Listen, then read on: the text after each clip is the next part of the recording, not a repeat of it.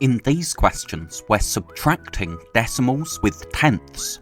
So first, we have 7.6 minus 5.2.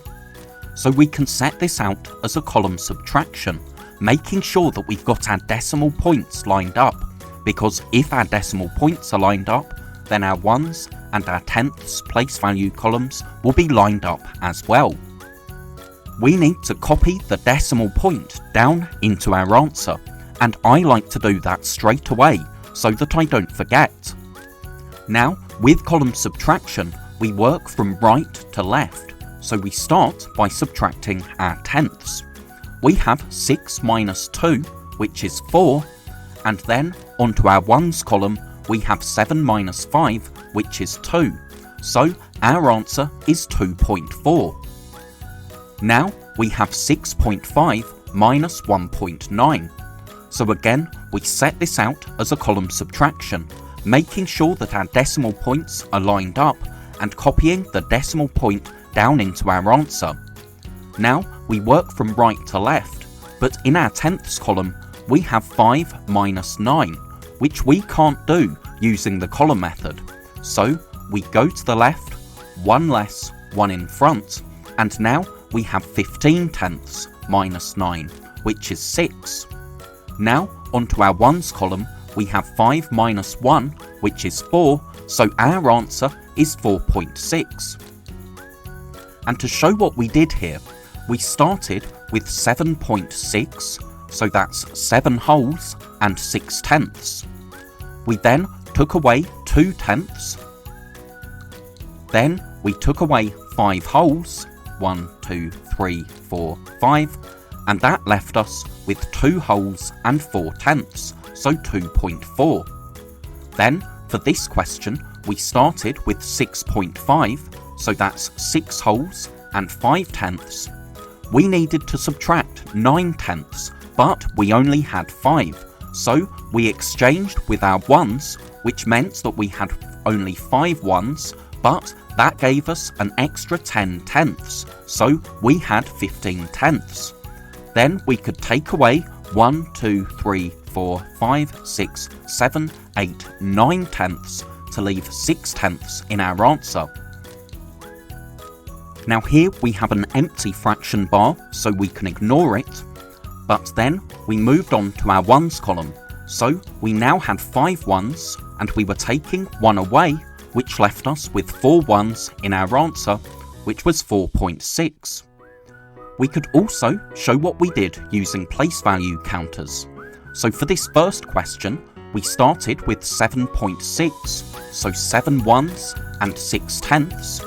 We then subtracted 2 tenths, so let's take away 1, 2, and then we subtracted 5 ones, so let's take away 1, 2, 3, 4, 5, and that left us with 2 ones and 4 tenths, so 2.4. Then we started with 6.5, so 6 ones and 5 tenths, and we needed to take 9 tenths away. To do this, we had to exchange, so look really carefully at what happens with these place value counters. We're taking away 9 tenths, now we can take away 1, 2, 3, 4, 5, 6, 7, 8, 9. So that left us with 6 tenths, but you'll notice we had to exchange one of our wholes, so now we only have 5 ones. We're taking 1 away, so that leaves us with 4 ones and 6 tenths, so 4.6. So let's try some more questions. We have 9.4 minus 5.8, so we can set this out as a column subtraction, making sure that our decimal points are lined up and copying the decimal point down into our answer.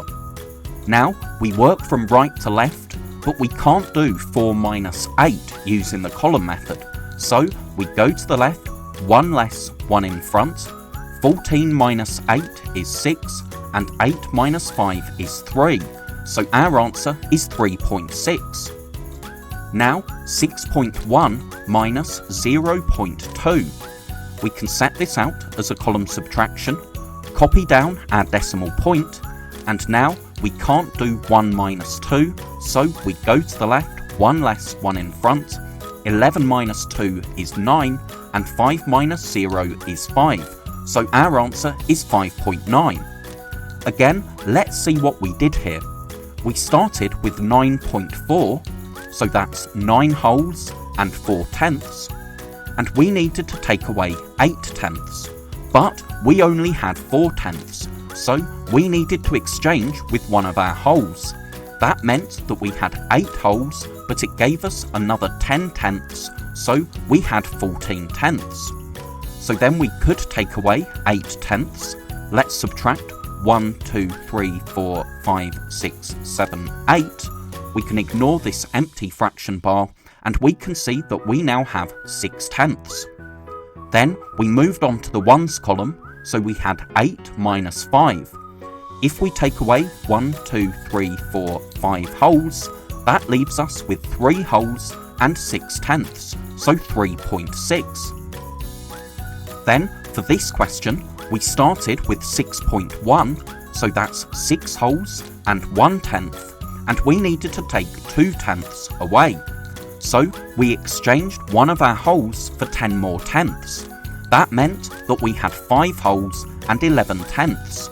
So we could take away 1, 2 tenths. We can ignore this empty fraction bar, and we can see that we now have 9 tenths. We didn't take away any wholes, so we were left with our answer 5.9. We could also show what we did using place value counters. So for this question, we started with 9.4, so 9 ones and 4 tenths, and we needed to take away 8 tenths. We can take away 1, 2, 3, 4, 5, 6, 7, 8 tenths, and you can see that we're left with 6 tenths. You also saw that we had to exchange one of our wholes for 10 more tenths, so now we only have 8 wholes, or 8 ones. If we take 5 away, let's subtract 1, 2, 3, 4, 5, that leaves us with our answer 3 ones and 6 tenths, so 3.6. Now for this question, we started with 6.1, so that's 6 ones and 1 tenth, and we needed to take 2 tenths away. We can take away 1 tenth, exchange, and then take away our second tenth to leave us with 5 ones and 9 tenths, so 5.9. Thank you so much for watching. I really hope that was helpful. If you're a teacher or a parent, then please subscribe or go to keystage2maths.com to download resources for this lesson and many more. That's all for now. I'll see you in the next video.